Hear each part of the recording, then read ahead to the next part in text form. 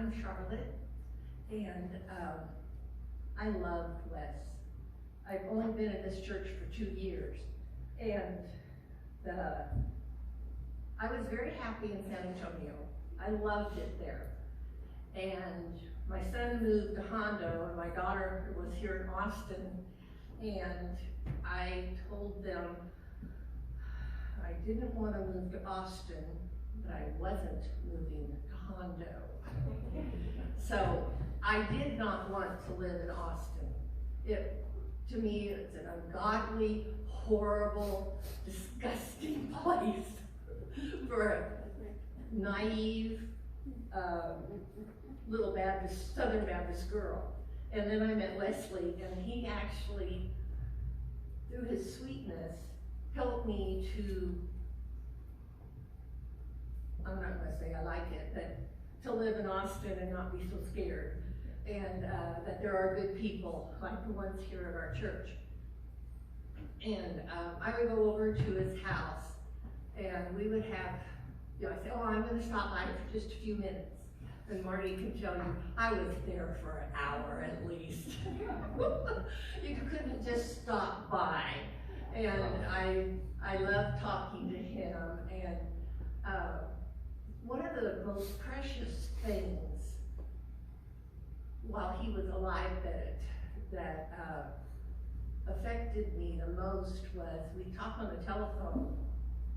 And when we finished talking, he would say, let's pray. And he would pray for me. And after he would finish praying, I felt like I could do no wrong. That I was the most wonderful, fantastic person that God had ever created. You know, and you know, a lot of us, we don't feel that way.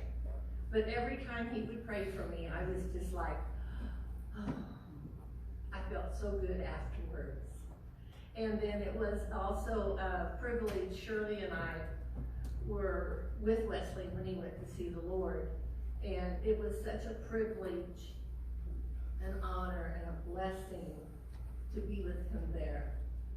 And he was ready. He was really ready. And Larry made me cry. The last little bit that Westley was here, Larry started singing the Daddy song, Daddy's Hands. I'm not a crier, but I cried. And then Shirley came in while we were trying to sing How Great Thou Art. And I was kind of glad Shirley walked in then, because I'd gotten to where I didn't know any more of the words. So I was finished. But he was, even though I'd only known him for a couple of years, actually 2 years this month, he was an immense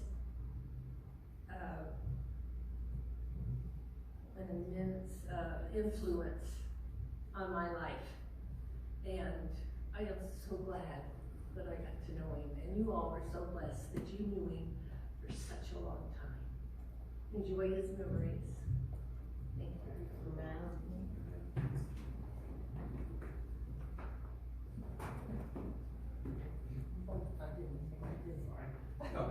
I'm fine. Good morning, everybody. My name's David. I'm Linda's brother, and Mr. Thompson was a member of our family. Family is, when you do have a get-together, you expect that face to be there. And they were always there with us. And they had a smile on that face. Mr. and Ms. Thompson was more than just guests in the family. Like I said, they were part of the family. They brought more than just their bodies there. They brought their humor, their knowledge, their compliments. Their compliments was fantastic. They brought the rest of us up so many times. One of my first experiences with Mr. Thompson is I went to his church in Bartlett, Texas to ask him to marry me.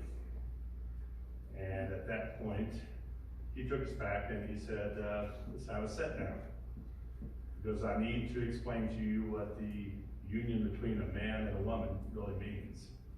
And for those who know me, I needed all the help I could get.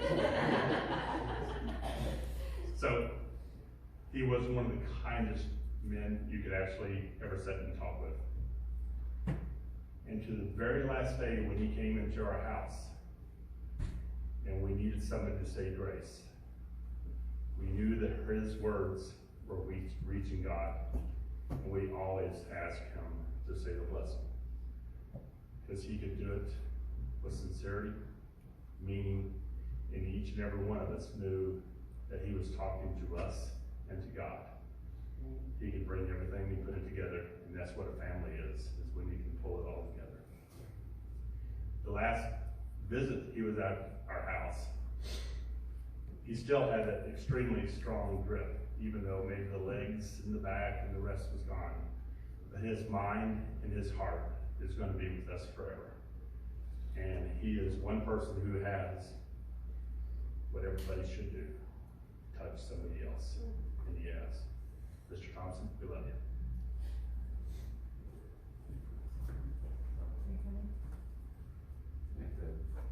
Jane, please.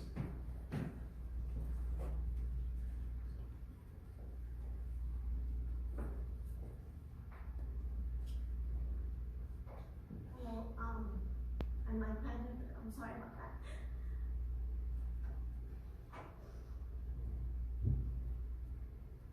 This is Janie, y'all. She was a neighbor of Mom and Dad's. She lived right behind Mom and Dad at their duplex on Stexney many years ago. And I felt so blessed. Excuse me. Being a single mom with 2 boys.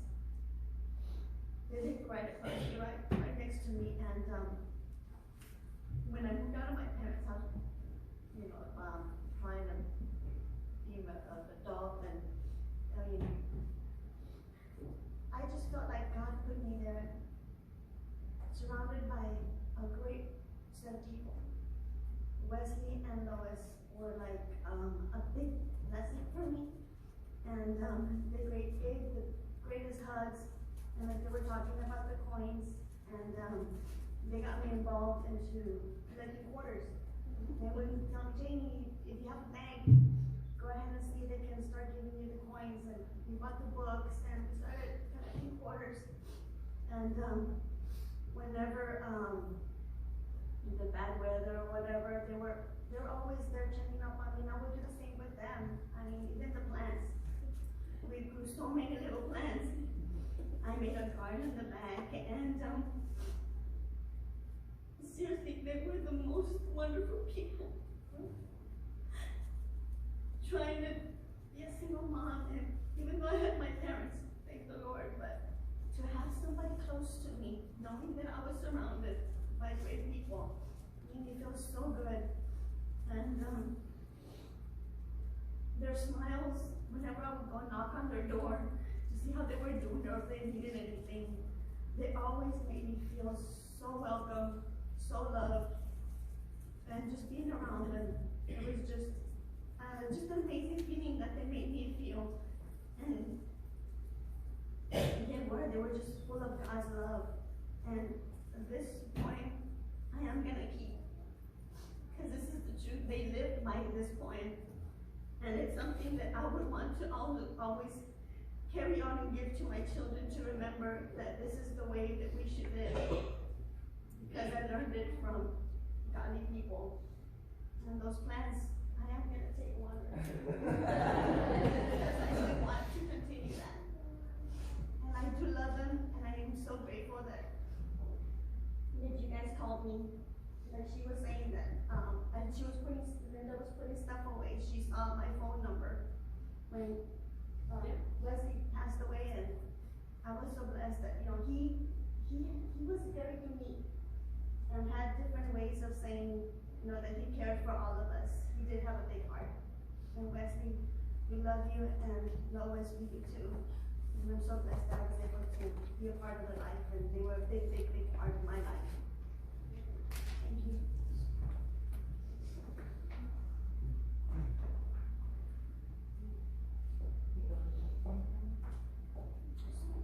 Goldie, Do you want to come say something?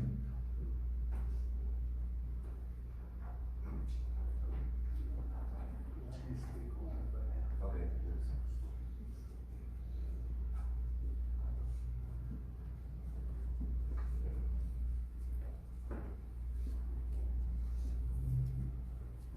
Goldie is my wife, and she's a little timid and shy. But what she would tell you was, she used to work at Commission for the Blind, and they had a client. His name was Tommy. Tommy had no family. Tommy had nobody to care for him. And Tommy passed away. And Tommy was buried in a pine box. But Goldie reached out and asked Brother Wes if he would do some kind of service for Tommy. And of course he said yes. That was an opportunity for him to witness. Brother Wes would meet and greet every single person that came to Tommy's funeral. And what he would do is he would ask them, tell me something about Tommy. Tell me something that you know about Tommy. And he was able to put together a whole funeral service based off of the friends that Tommy had. And that's what she was going to tell you, was that Brother Wes never turned down an opportunity. He was my first and foremost my friend.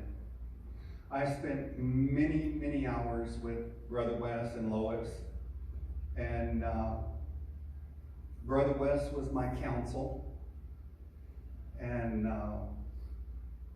he gave good advice, very good advice. And I remember, Charlotte, you can't just stay 30 minutes. 30 minutes turns into an hour and a half, you know. And Lois was the same way. They would get very excited when my wife and I would bring them food on 5th Sunday. We used to take food to our shut-ins, and at the time Wes and Lois weren't able to attend church, but they looked forward to 5th Sunday because that's when all the church people cook. And they got to share with that. And so we'd take all the food over to them, and they just got so excited. Lois would be pulling out the Tupperware and filling everything full, and you know, and Wes would just be like just astounded with all the desserts and all the meals and things. But I remember that you never leave Brother Wes and Lois's home without praying. You never do. Amen. And we would just all hold hands as a family. And I remember your mom always called me son. She just kind of nicknamed me that. And that was very special for me. But Brother Wes, it was a blessing to this church and to each and every member. Very faithful couple. And I'm sure many of you have stories that you might want to share, but I know that there's a special place for Brother Wes in heaven. And he's reunited with Lois, and they're up there praising the Lord at his feet. So anyway, I just wanted to share that with you.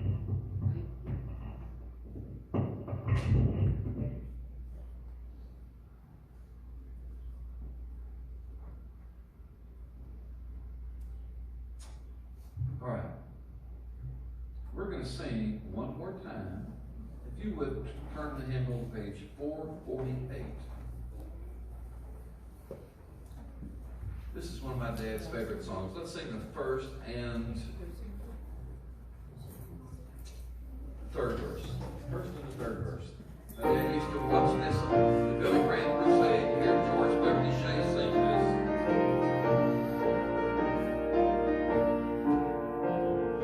I am weak.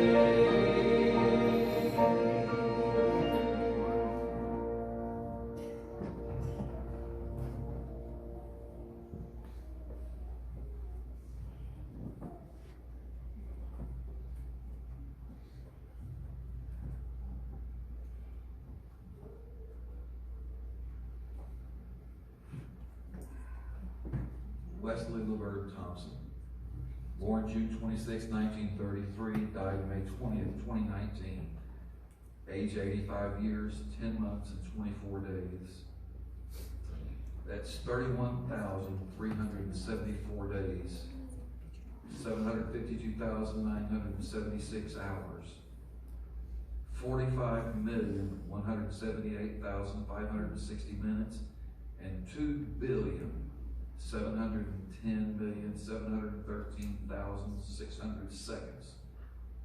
The reason I share that is I want you to understand that when our Father called my father home, there was nothing one person on this planet could have done to extend my father's life by 1 second. 1 second. My dad was already saved and had a personal relationship with the Lord when he was an impressionable teenager. His sister Agnes, who was 9 years older than he, got married to a man named Burl Cabin. Now, my Uncle Burl was a big guy. He was about 6'3".